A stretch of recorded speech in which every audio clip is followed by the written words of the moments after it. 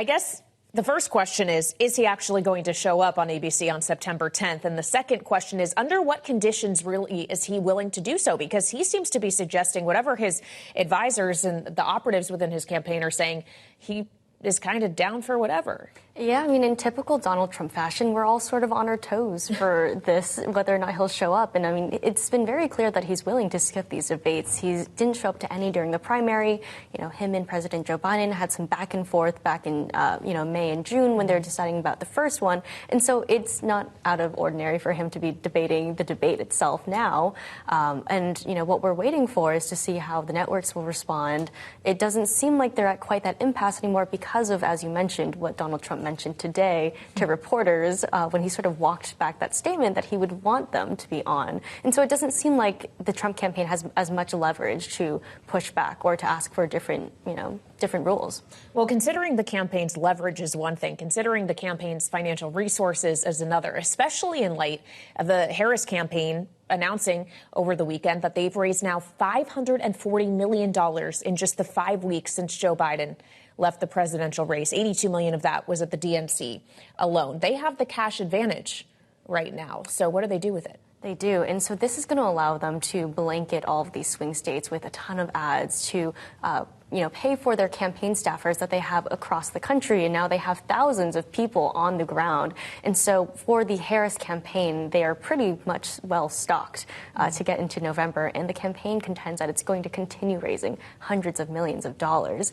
And now in the month of July, the Harris campaign raised over double what the Trump campaign raised. And this is really significant because for so long, the Trump campaign had really monopolized on that area. They had all the donors in their back pocket. But now it seems like the tide has shifted on that end. I guess the question is whether the tide will stay out in that way. Bloomberg's Stephanie Lai, thank you so much for joining me. Now, speaking of former President Donald Trump, we did get news today on one of his legal cases. Federal prosecutors are looking to reinstate the criminal case against him regarding his handling of classified documents. Special counsel Jack Smith's office filed an appeal today to reverse a July order that tossed the case. Judge Eileen Cannon ruled at that time that Smith's appointment itself was unconstitutional. Trump's team is due to reply to the filing in a month. Now, separately in the Middle East, tensions are high after Israel launched what it called a preemptive strike against Hezbollah targets in Lebanon over the weekend. Rear Admiral Daniel Hagari, a spokesperson for the Israeli Defense Force, spoke about the attack yesterday. We follow Hezbollah for weeks with technological means and air patrols by Air Force planes.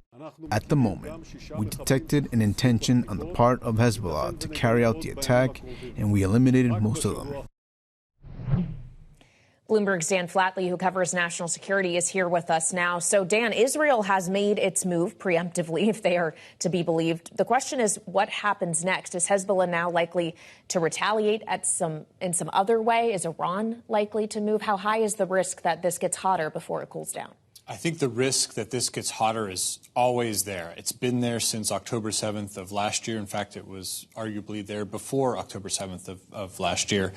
But what we've seen in the hours since this preemptive strike, as the Israelis are calling it, is that this has not boiled over yet. And I think part of that is because the region is still bracing for, as you mentioned, some sort of retaliation from Iran for the killing of Ismail Haniyeh in Tehran by the Israeli forces there, or by Israeli action in that case.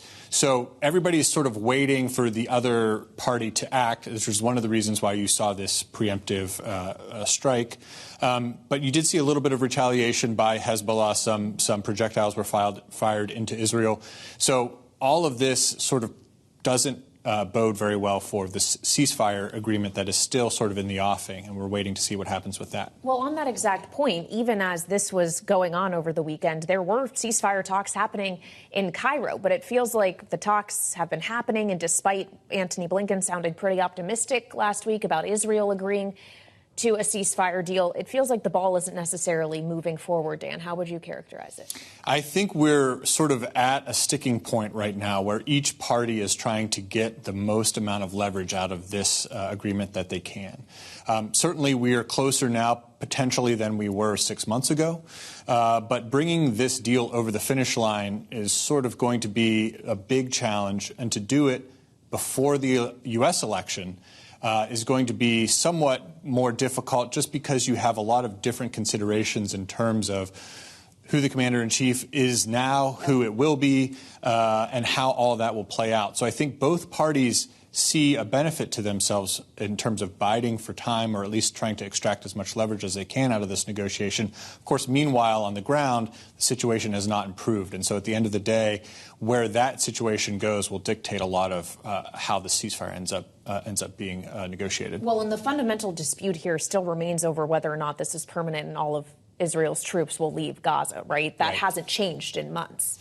That hasn't changed. There's some details about humanitarian corridors and that sort of thing. But, Benjamin Netanyahu has been very clear from the outset on this that he wants to see the total eradication of Hamas. Mm-hmm. And how do you determine that has been done in some sort of an agreement? And that is really for the Israelis to determine, at least at this point, and there's some contention between the Israelis and the U.S. on that. So I think there's a lot of moving parts here, and it's going to be very incremental now until the foreseeable future.